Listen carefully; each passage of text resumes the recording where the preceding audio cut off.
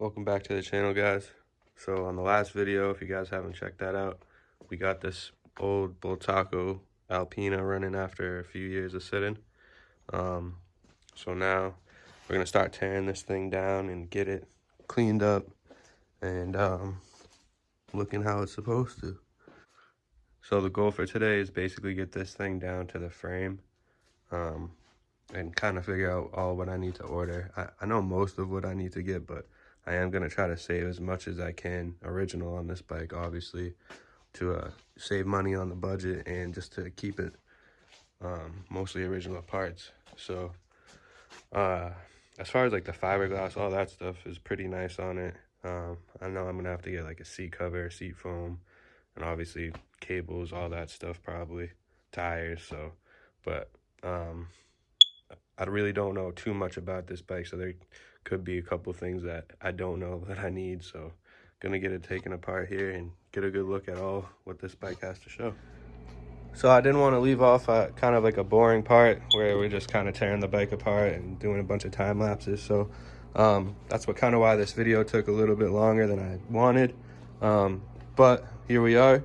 I hope you guys enjoy the video and give me a subscribe, like, and comment down below what you guys think.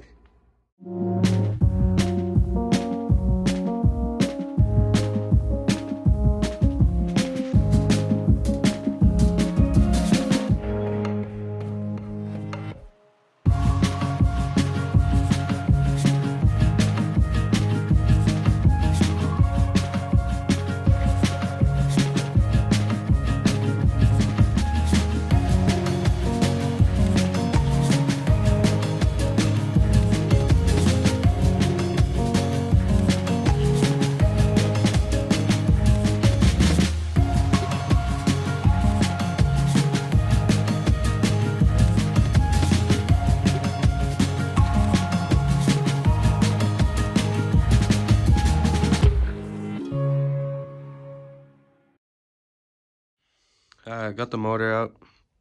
It was kind of a pain just to get it up and out of the mounts there because it's kind of pinched in the frame pretty tight, but got it up and out of there. And now to move on to the next project, probably get started on the wheels and suspension, get the forks pulled off and the wheels. I already have this side shock off, so get the other one off and pull the wheel off and go from there.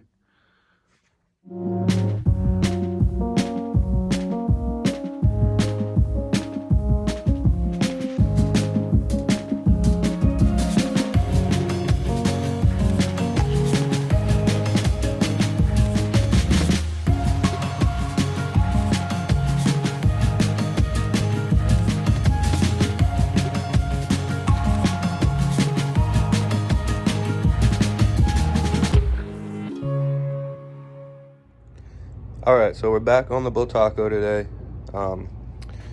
Got her stripped down a little bit more. The suspension and wheels are off of it. Got a few more things to take off of it. Got some parts in today so I ordered these from Hughes Bultaco. It's now called Bultaco Motorcycles. So what I ordered for them was, I got first this new seat foam because the one that we have here is harder than a rock. So I'm gonna have to try to strip that off of the pan. Be very careful because it is fiberglass, so I don't want to damage it. It's already missing one of the bolts right there to bolt the seat down, so I'll have to be careful. So we got that nice new seat foam.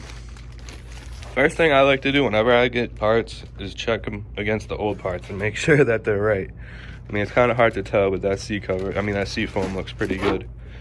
Get that out of the way. So I got all new cables. I also got these. Try to keep the bike as original as I could. I got these cool little Bultaco original grips. I'm pretty sure that's what would have been on the bike new. So got those, and I got, I'm not gonna pull them out, but new throttle, clutch, brake cable. Also got tires are in. waiting on the tubes. I'll show them to you guys whenever I get the tubes and I'm getting ready to change.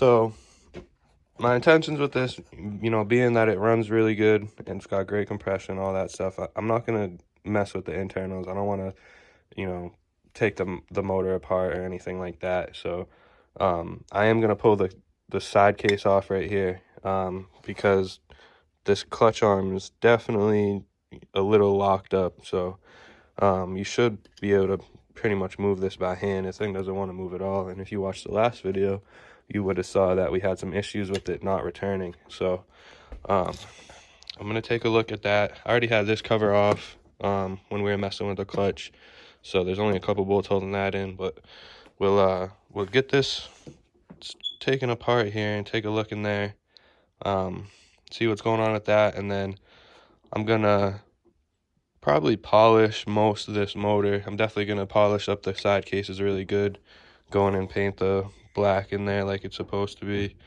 Obviously do the head and the cylinder here, clean all that up. I gotta get this compression release apart because I got a new cable for that, so we gotta put that in, figure how that works. Yeah, we're just basically gonna clean it up, dress it up. I forgot to order a kickstart rubber for it, so I'm gonna have to order one of those. This kickstart is pretty rusty. I mean, I really don't know if I feel like spending the 50, 100 bucks on a kickstart, or I might just clean this one up and paint it. And same with this clutch arm here.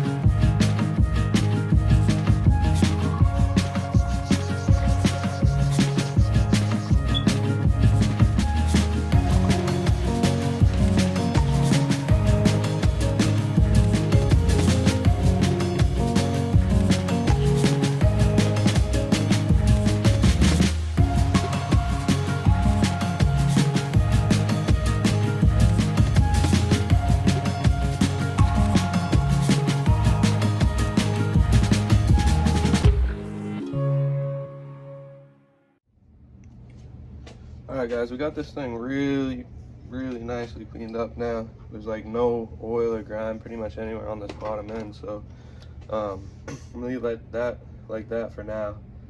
I'm gonna move on to the jug here.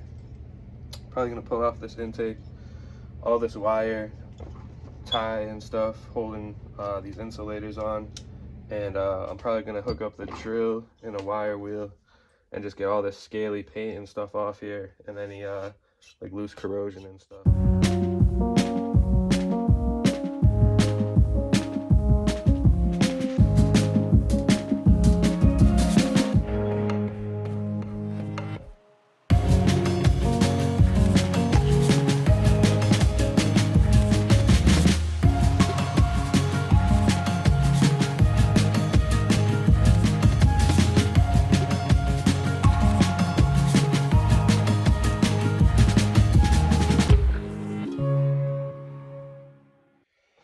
Alright, so I got this thing cleaned up for the most part. I mean, there's a couple of tough areas you can't really get to, but I'm going to give it a wipe down, and then it should be ready for paint. Alright, so I got this thing pretty much prepped for paint. Got a nice tape line around the bottom of the cylinder there, so I can make sure that I get good coverage all the way around without getting much overspray on the bottom. I'm really not worried too much about the overspray. Obviously, I can go back and wipe it off or whatever, but I'm gonna start with the black. That way, once the black's dry, I can just kind of cover up the jug here and then I can get the top of the head with some silver when the jug's all dry. Just using some high heat engine black for the jug.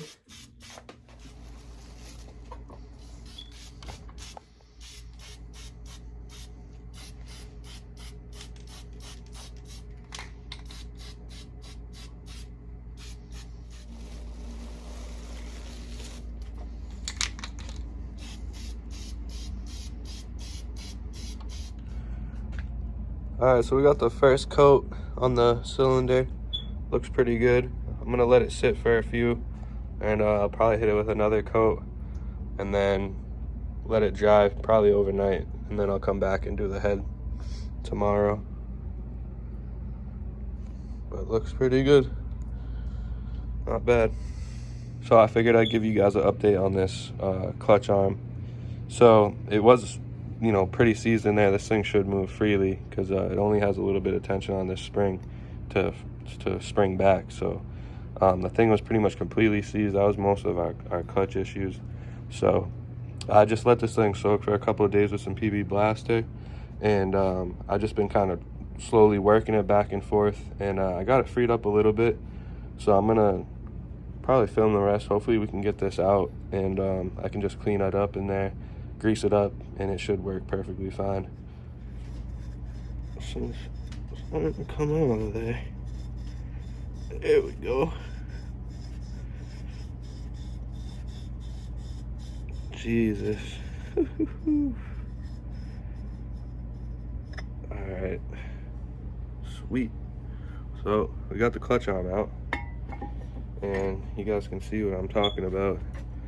That part really doesn't matter. That doesn't really touch the bore on the inside of there, but you can see all the crud in there, and then obviously the PB Blaster was doing its job, got all that stuff worked up out of there.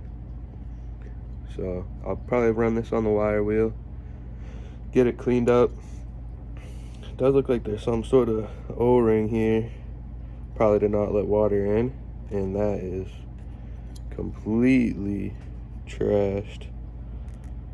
If that is an O-ring, it might just be a metal seal, I don't know, it's weird. But we'll clean that up and grease that all up, get this painted, and throw it back together. I got this thing pretty much cleaned all the way up.